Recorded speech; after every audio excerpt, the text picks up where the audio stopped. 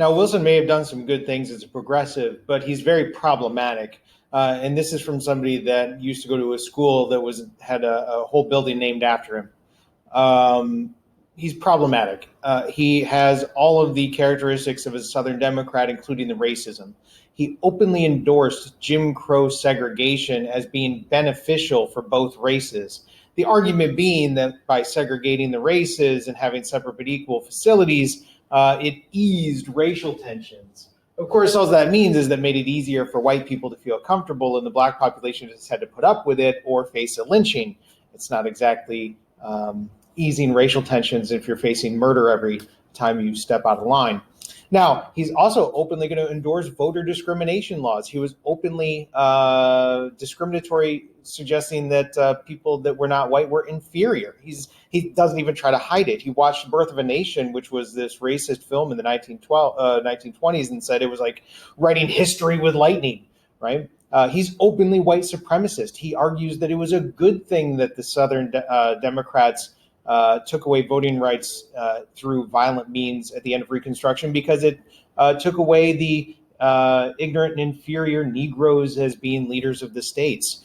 So he's openly endorsing white supremacy, and he resegregates the parts of the government that had tried to desegregate.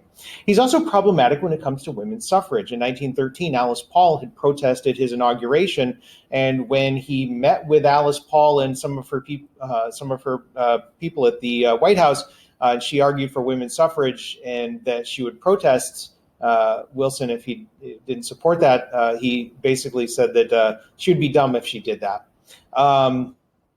And in 1917, when Alice Paul forms the Women's Party and wants a national amendment to promote women's suffrage, she doesn't get it.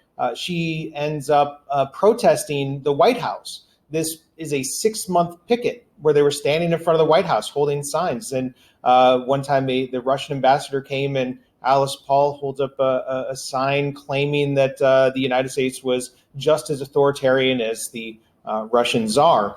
So this 6-month picket is going to end with Alice Paul and her fellow protesters being arrested, thrown in jail. She faces a 7-month prison charge. She's going to be mentally evaluated, and they're going to try to say that she's crazy for being obsessed with Woodrow Wilson and this idea of women's suffrage. She's crazy because she wanted suffrage rights.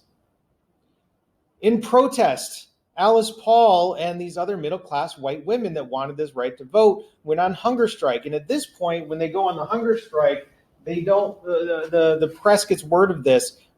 They find out that Alice Paul is being force-fed by having a tube shoved up her nose and egg whites being put down the tubes. It's really a painful, horrible way. She was getting it done twice a day. And the reason they were doing that was they were trying to torture her into saying that she didn't want women's suffrage again. The press is so bad that Woodrow Wilson eventually is going to have to pardon Alice Paul because he looked like a monster. So when you combine the racism and his misogyny here, Wilson's very problematic, even though he had some progressive ideas.